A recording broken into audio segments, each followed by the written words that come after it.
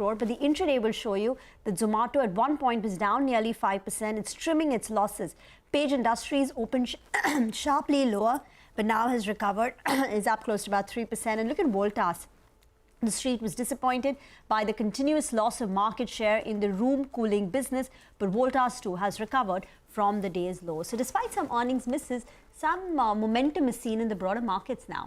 It is definitely, but largely you have to say this market is so range bound, right? That 17,900 mark is something that continues to be a bit of a hurdle for the market. The Adani Group stocks are all over the place. Some of them have actually recovered quite well. Adani Ports, Adani Enterprises. So those are looking good. But let's now invite the first corporate on our radar. Kalpataru Power Transmission is in focus on the back of their third quarter earnings.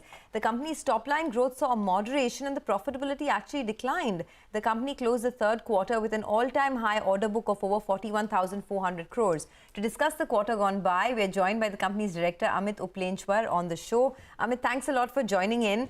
The order book has been very strong for the company in excess of around 41,000 crores. Can you tell us a little bit about what the order visibility is looking like? And despite having such a strong order book, there was a bit of a miss on the profitability front. Can you explain that as well? Well, let me start by saying good morning to all of you. Morning. And before I give you the answer for that, I'd like to place on record all our stakeholders and shareholders for helping in achieve a seamless merger, creating one of the largest EPC companies in India today. So thank you very much for that. To answer your question, Q2, Q3 is always a seasonal quarter so far as revenue is concerned.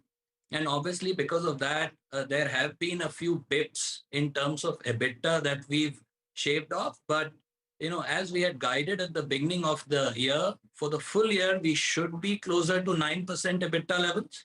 And I think we are still maintaining that we will get to a 9% at the end of the year.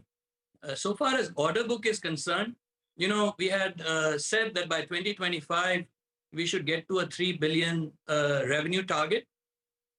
And it's heartening to see that at the kind of order books that we are sitting at, we should be getting there as planned. In terms of order visibility, for the first time in a long time, all our verticals are seeing massive opportunities unlock in front of them. So whether it's our T&D business, whether it's oil and gas getting qualified in several geographies outside of India, having closed their first order a few months ago. Similarly, in water, infra with airports, buildings and factories, railways, there is phenomenal growth and large capex outlays, not just from the government, but also from the private sector that have started kicking in. So in terms of order visibility, it's looking good going forward. In terms of order backlog, we have almost 2.5, 3 years of visibility, which is also a comfortable situation to be in. So your consolidated revenues is $3 billion, which is your target by 2025. You're holding on to that. And in terms of your order book, you have a $6 billion target by 2025. I assume you're holding on to that as well. But can you give us some near-term targets on what the end of FY24 could look like in terms of order visibility and what the order book would be? So we had said that at the end of FY23, we will be close to 21 to 22,000 crores of new order inflows this year.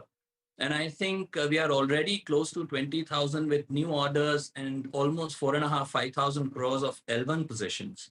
So which means that, we will be exceeding our target, what we set out at the beginning of the year.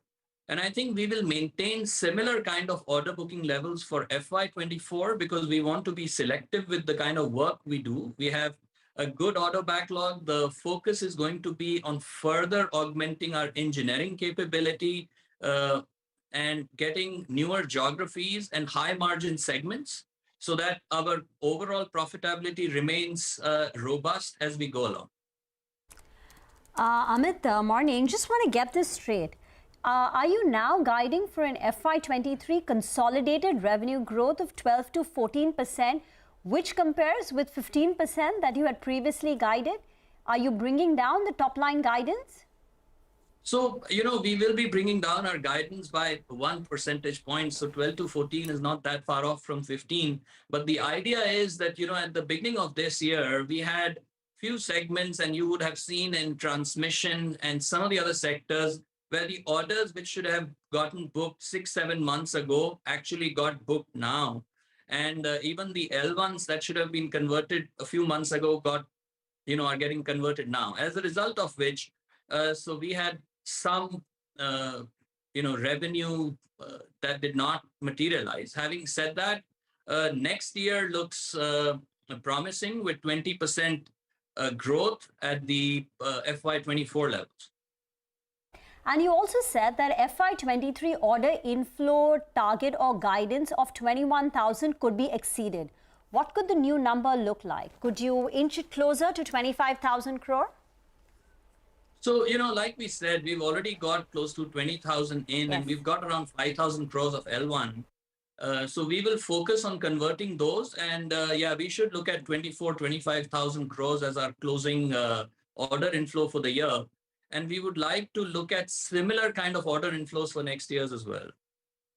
Okay. Can you tell us any kind of divestment plans that you have of your non-core businesses, any of your assets that you're looking to divest in FY24? If yes, what would the ballpark amount be?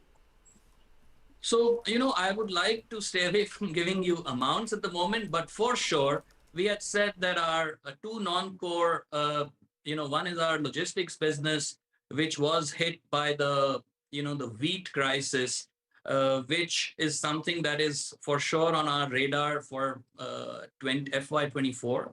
One of our road assets, VPL, is also something that we are looking at very positively. It is one of the longest tail left concessions in the boot terminology.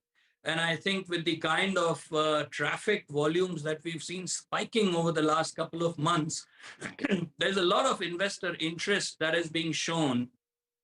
I mean, we've closed we are getting 52 to 53 lakh rupees per day on VPL, which is the highest that we've ever done. And so we are very bullish that hopefully we'll get these divested next year, which we've always tagged as non-core. Amit, we'll leave it at that. Thank you very much for joining in. That's Kalpataru Power, now merged with JFC Project. So reporting their consolidated numbers. A bit of a moderation in their top line guidance from 15%. They're now looking at a 12 to 14% top line growth. But order inflow guidance has increased from 21,000 now to 24 to 25,000 crore. Slip into a break. We'll come back and discuss what's buzzing in the commodity space. Manisha Gupta joins in as always.